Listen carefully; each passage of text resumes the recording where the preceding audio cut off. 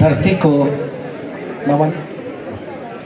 सभी मुख्य अतिथियों को सादर प्रणाम और मेरे युवा साथी जो कि इतने दूर भले ही वो बैठे हो परंतु निकट भविष्य में यहाँ आकर के हमारे समकक्ष बनेंगे, उन सभी को भी एक बार प्रणाम।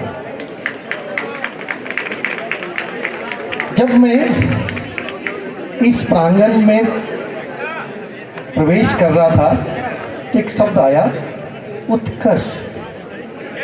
सोचा ये उत्कर्ष क्या है। जब ये कार्यक्रम खत्म होने जा रहा है तब मुझे समझ में आया कि ये उत्कृष्ट कार्यक्रम नहीं, ये उत्कृष्ट कार्यक्रम है।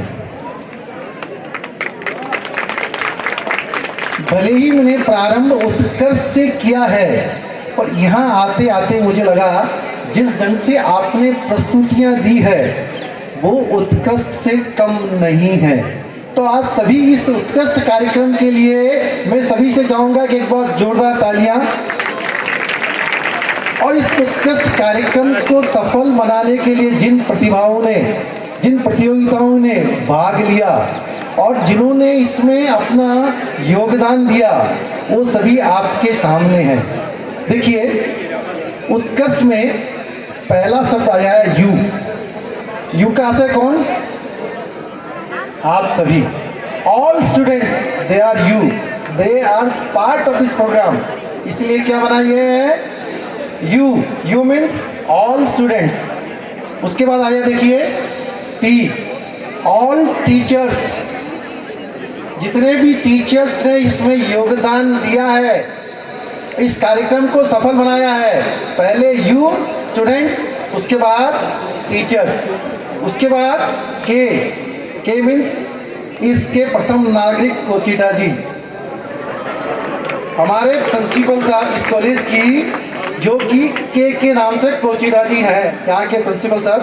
तो पहले यू स्टूडेंट्स, फिर टीचर्स, फिर कोचिटा जी और बीच में आया ए का मतलब आशा जी। एक का मतलब आशा जी। इस स्कूल, इस कॉलेज को प्रारंभ करने में जो महती भूमिका इन्होंने निभाई है और उन्हीं की बदौलत उन्होंने प्रेरित किया रोशन जी को, वो आगे बढ़े और स्थापित किया है, इसलिए ये ए बना है।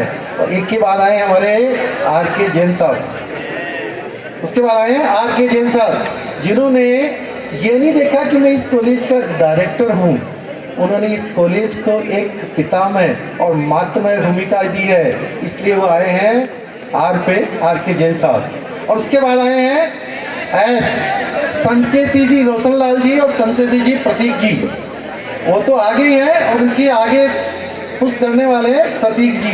तो ये आए हैं एस संचेती जी बनकर के। और साथ में बाद में आया एच का मतलब हम सब लोग। एच का मतलब हम सब लोग, चाहे वो आसीन के हो, चाहे आसीन के क्षेत्र के बाहर के हो, चाहे वो भिलवाड़ा के हो, चाहे हमारे ब्यावर के एक्स प्रिंसिपल साहब हो, इन सब से मिलकर के हमने ये कार्यक्रम बनाया है उत्कर्ष से। और इसका श्रेय सब किसको जाता है? यहाँ की कॉलेज की मैनेजमेंट कमेटी को। उन्होंने कितना बढ़िया शब्द, सुंदर शब्द चुना है और जो कि वास्तव में उत्कृष्ट से प्रारंभ हुआ है और उत्कृष्ट बन गया है। तो इस सबके लिए एक बार जोर से तालियां। आपकी प्रेजेंस सबको महसूस होनी चाहिए। अब आइए देखिए, ये जिसे कार्यक्रम है एनुअल फंक्शन, टीचर्स पूरी साल भर पढ़ाता है, परीक्षा लेता है, परीक्षा परिणाम देता है, पर स्टूडेंट भी कहते हैं एक दिन तो हमारा भी होना चाहिए। तो आज का दिन किनका है? स्टूडेंट्स का। और स्टूडेंट्स यदि पार्टिसिपेट नहीं करते तो आज का दिन एनुअल डे नहीं कहलाता है। और एनुअल डे के लिए कहा जाता है, फिर 4 पायदान है इसके एनुअल डे के। पहला है उभारना, दूसरा है तराशना, तीसरा है निखारना और चौथा है संवारना। तो पहला क्या है? उभारना, दूसरा तराशना और तीसरा निखारना, और चौथा संवारना। तो यहाँ क्या किया गया है? यहाँ प्रतिभाओं को उभारा गया है। यहाँ जितनी भी प्रतिभाएं आई हैं विभिन्न रूपों से, विभिन्न रंगों से, विभिन्न भाषाओं को लेकर के, उस सब प्रतिभाओं को उभारा गया है। और उभारने के बाद क्या किया गया? उनको तराशा गया है। किन्ने तराशा है?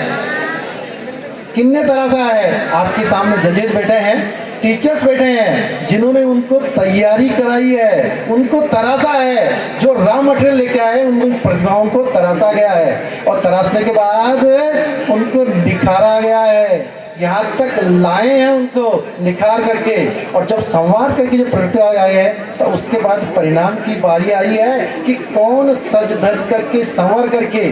सज धज का मतलब तन से नहीं है, बल्कि मन से और बुद्धि से है। और बुद्धि और मन का प्रयोग किया गया है यहाँ पर आपके IQ टेस्ट के लिए विभिन्न प्रयास होते हैं। इन चारों को मिला करके ऐसे कार्यक्रम करने वाले इस कॉलेज को बहुत बहुत धन्यवाद, जिनने इन सारी प्रतिभाओं को उभारा है। अब आइए, क्या ये प्रतिभाएं यहीं तक आसीन तक स्थित रहेगी?